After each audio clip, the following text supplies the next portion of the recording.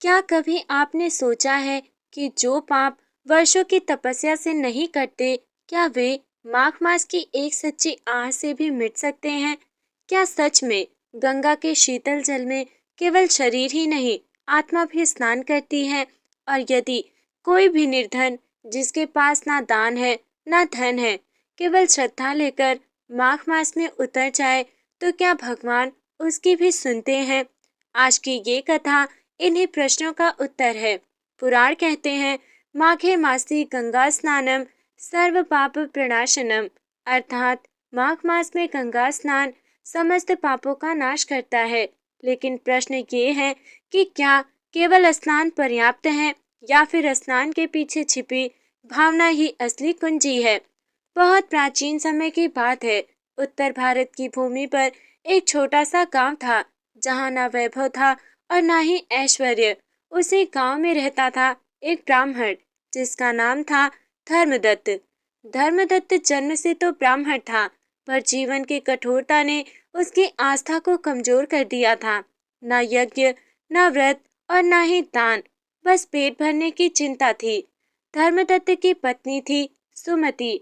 नाम के अनुरूप उसकी बुद्धि सदा शुभ दिशा में चलती थी। वो प्रतिदिन कहती, स्वामी, माघ मास आने वाला है, चलिए गंगा स्नान को चलते हैं। पर धर्मदत्त हंस देता, सुमति, स्नान से क्या होगा, भूख मिटेगी क्या? ये सुनकर सुमति चुप हो जाती, पर उसकी आंखें हर रात भगवान से प्रश्न करती, हे नारायण, क्या करीब की भक्ति व्यर्थ है?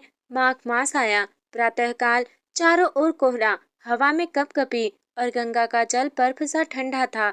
उसी ठंड में सुमति उठी और अकेली ही गंगा की ओर चल पड़ी। उसके पास ना वस्त्र थे, ना अच्छे, ना दान की सामग्री, केवल था एक कांपता हुआ विश्वास।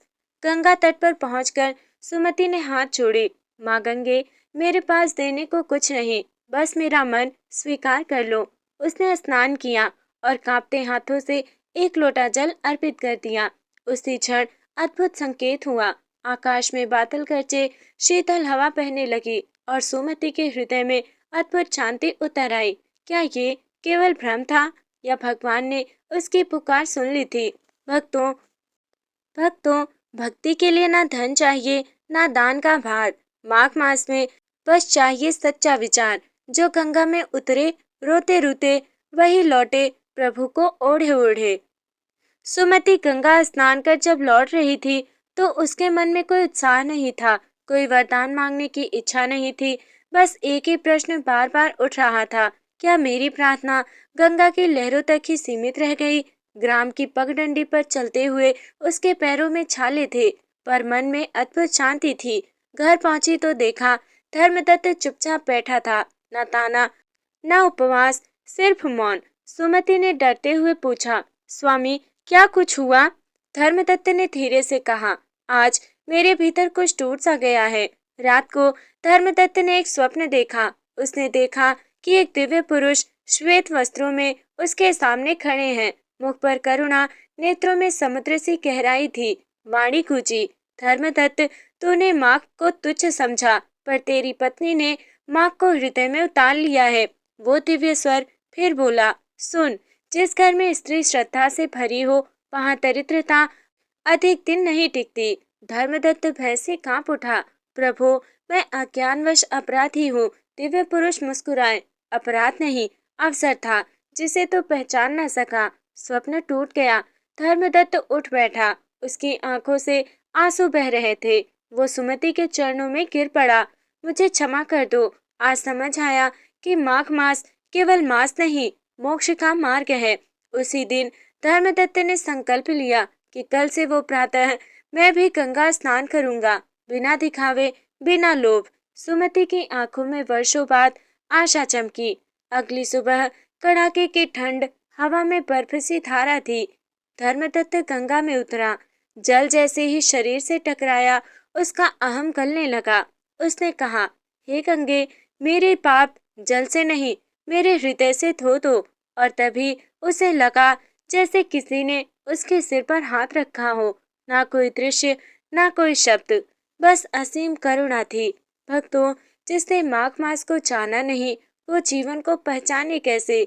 गंगा में जो उतरा श्रद्धा लेकर, वो डूबे पापों में डूबे कैसे। गंगा स्नान के बाद धर्मदत्त बदला बदला सा था। वो वही व्यक्ति था, पर उसके भीतर कुछ जाग चुका था। अब उसकी आंखों में कठोरता नहीं, करुणा थी। घर लौटकर उसने सबसे पहले जो किया, एक भूखे साधु को भोजन कराया। सुमति ये देखकर स्तब्ध रह गई। उसने वर्षों बाद अपने पति के चेहरे पर संतोष देखा। साधु ने भोजन के बाद कहा, वत्स, माघ मास में अन्नदान 1000 यज्ञों के समान होता है। धर्मदत्त के हाथ कांप गए। उसने सिर झुका लिया। मुझे इसका ज्ञान नहीं था महाराज।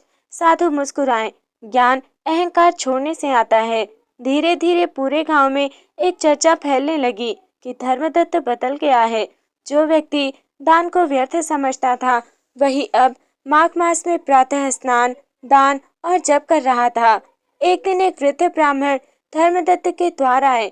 कपकपाती आवाज में बोले, पुत्र, मेरे पास ना अन्न है ना वस्त्र है। धर्मदत्त ने बिना कुछ सोचे अपने घर का सबसे अच्छा कंबल उन्हें दे दिया। सुमति ने धीरे से पूछा, स्वामी, हमारे पास दूसरा कंबल नहीं है। धर्मदत्त बोला, अगर माघ में हम ठंड सह लें और कोई वृद्ध गर्म रहे तो यही पुण्य है। उस रात सुमति ने स्वप्न देखा।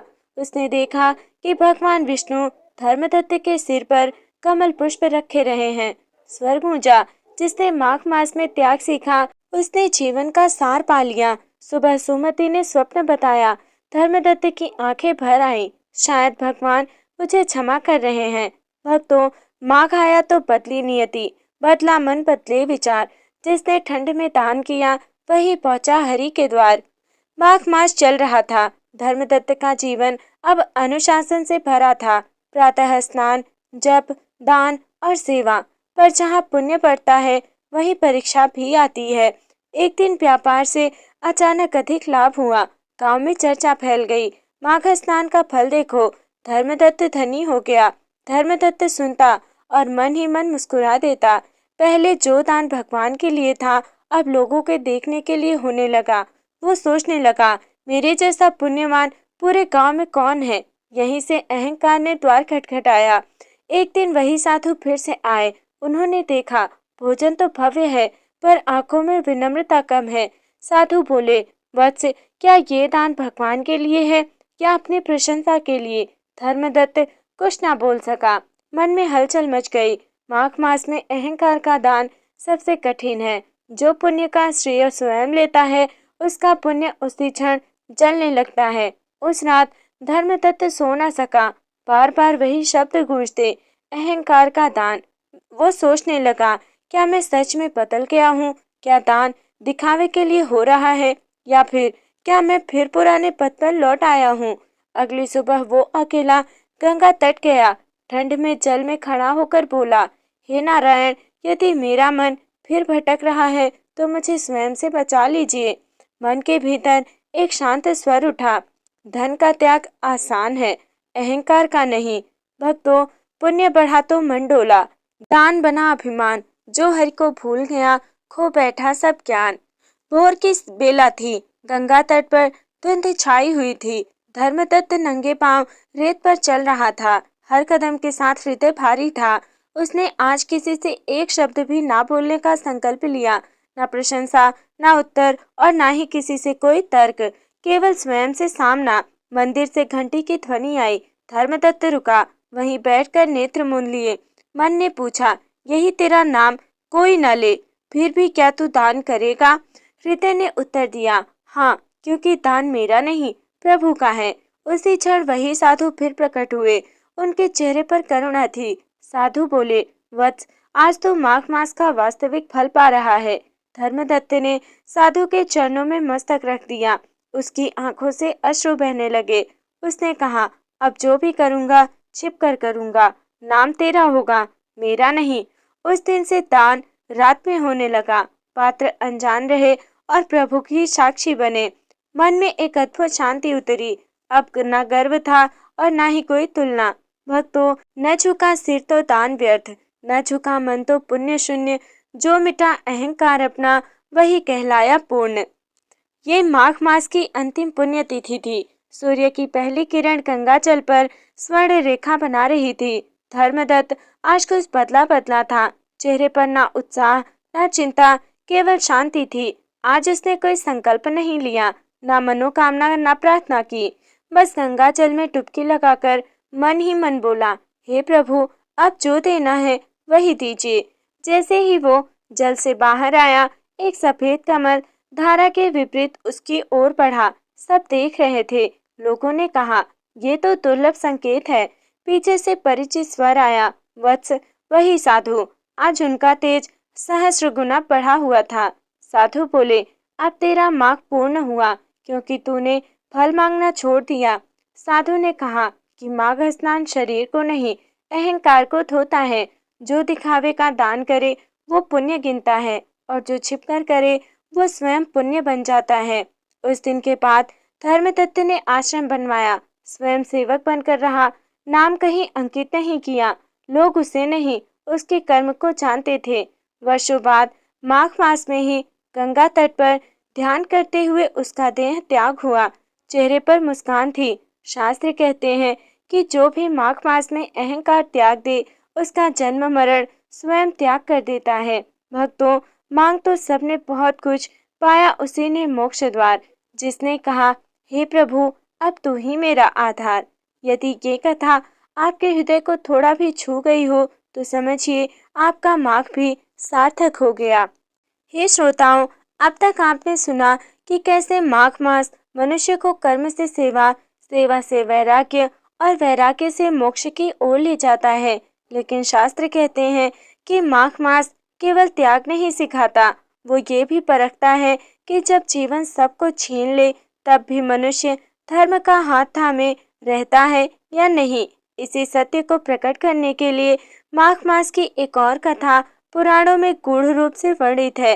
ये कथा है अहंकार नहीं, अपमान नहीं और अन्याय के बीच भी धर्म को ना छोड़ने वाले एक साधारण गृहस्थ की। आइए अब प्रवेश करते हैं माघ मास अध्याय 20 की दूसरी महाकथा में। उत्तर दिशा में एक छोटा सा नगर था। नाम था सुवर्णपुर। नाम के विपरीत वहाँ सोना नहीं था, लेकिन जो था वो था आडंबर, अहंकार और ऊंच नीच का जहर। इसी नगर में रहता था एक साधारण व्यक्ति। नाम था माधव। ना कोई बड़ा पद और ना ही कोई धन। वो गंगा से पानी भरता, लोगों के घर पहुंचाता और उसी से अपने परिवार का पेट पालता। लेकिन नगर के लोग उसे सिर्फ गंगा भर कहकर पुकारते थे। हर सुबह कोई कहता, जल ठीक नहीं है। कोई चिल्लाता, तेज चल, इतनी देर क्यों। कोई बिना पैसे दिए दरवाजा बंद कर लेता। माधव कुछ नहीं कहता, सिर्फ मन में बोलता, हे गंगा मैया, आज भी तूने मुझे सहनशील बनाया। फिर आया माघ मास। नगर में पोस्टर लगे, माघ स्नान महापुण्य, दान से मिलेगा स्वर्ग, ब्राह्मण भोजन कराए। लेकिन किसी ने माधव से नहीं पूछा, तू भी स्नान करना चाहता है। माघ की पहली सुबह माधव सबसे पहले उठा। घर में ना अच्छे वस्त्र थे, ना घी था और ना ही तिल। फिर भी उसने मन से संकल्प लिया, हे नारायण, इस माघ मास मैं अपमान सहूंगा, लेकिन अधर्म नहीं करूंगा। मैं दान ना भी कर सकूं, पर मन शुद्ध रखूंगा। अंधकार में वो गंगा किनारे पहुंचा। ना कोई पंडित, ना कोई मंत्र, सिर्फ ठंडा जल और कांपते हाथ। डुबकी लगाते समय उसकी आंखों से आंसू बह निकले। ठंड इतनी तीव्र थी कि हड्डियां बचने लगी। लेकिन माधव बोला, हे प्रभु, शरीर कांप रहा है तो क्या हुआ, मेरी आत्मा आज भी तेरे चरणों में स्थिर है। स्नान के बाद जब वो बाहर आया, एक कौवा उसके पास आकर बैठ गया। उसने अपनी रोटी उस कौवे को दे दी। शास्त्र कहते हैं कि माघ मास में भूखे को भोजन स्वयं विष्णु को भोग है। उसी दिन नगर के बड़े लोग महादान कर रहे थे। ढोल, शंख, घोषणाएं, लेकिन एक बूढ़ी स्त्री भूखी बैठी थी। माधव ने उसे अपनी अंतिम रोटी भी दे दी। भक्तों, उस रात माधव भूखा सोया, लेकिन उसके स्वप्न में कोई आया, पीत वस्त्र, कमल नेत्र और स्वर गूंजा कि माघ मास तुझे देख रहा है माधव। भक्तों, जिनके पास दिखाने को कुछ नहीं पर झुकाने को सिर है, माघ मास उन्हीं के द्वार सबसे पहले आता है। माधव की नींद उस स्वर के बाद टूट गई। हृदय तेज धड़क रहा था, नेत्रों में भय नहीं, एक अनजाना आदर था। वो बार बार उसी वाक्य को दोहराता कि माघ मास तुझे देख रहा है माधव। भोर होने से पहले माधव उठ बैठा।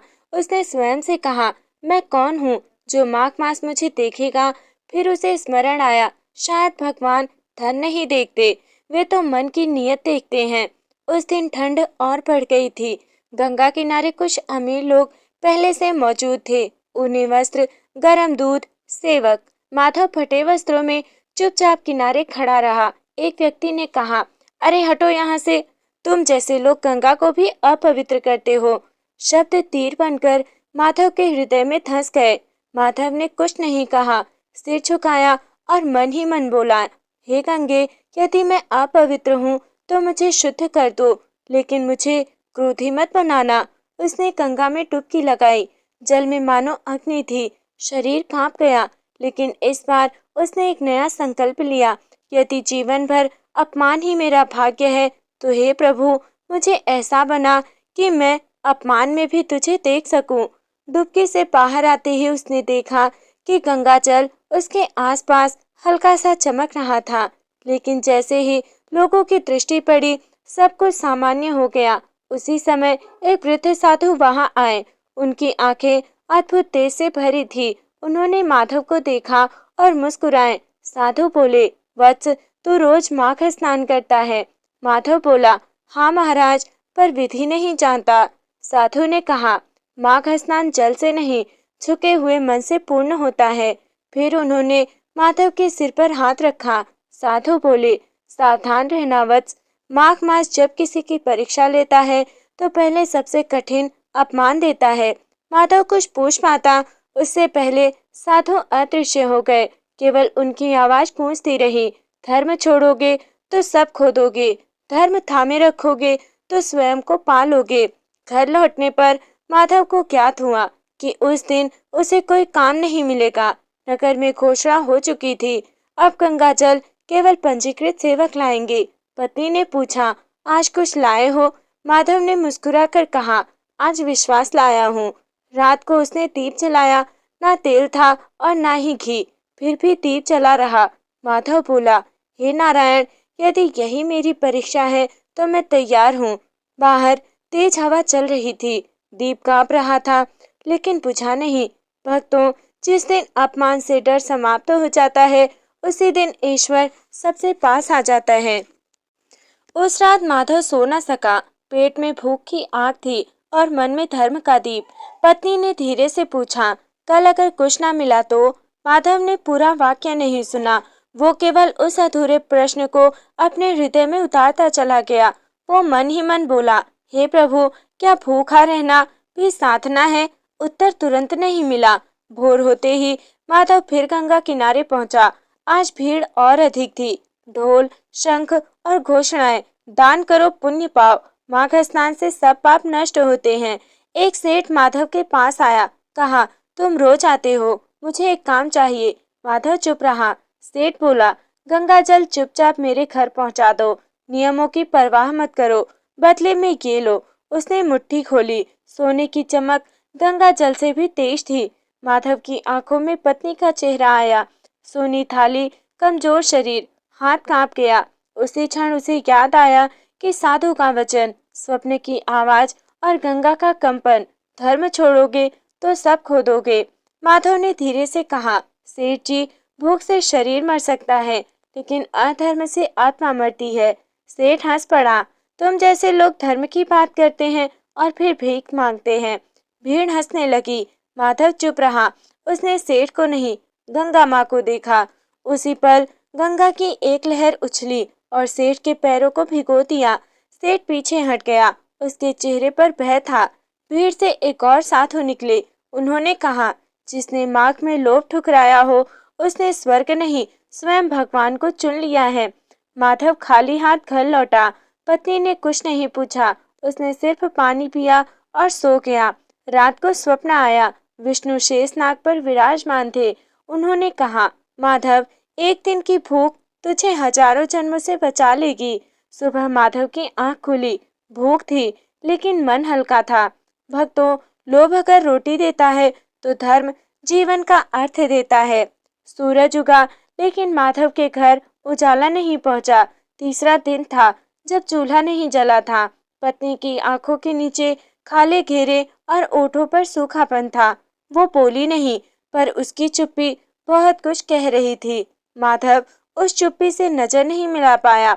उसने सोचा, शायद आज गांव में कोई काम मिल जाए। धर्म ने कभी कर्म से भागना नहीं सिखाया। पहले घर पर उसने दस्तक दी। उत्तर आया, माघ में खुद को व्रत रखते हैं और तुम काम मांग रहे हो। दरवाजा बंद। दूसरे घर से आवाज आई, अरे यही है रोज गंगा नहाने वाला। पहले धर्म छोड़ो, फिर रोटी मिलेगी। हंसी गूंजी।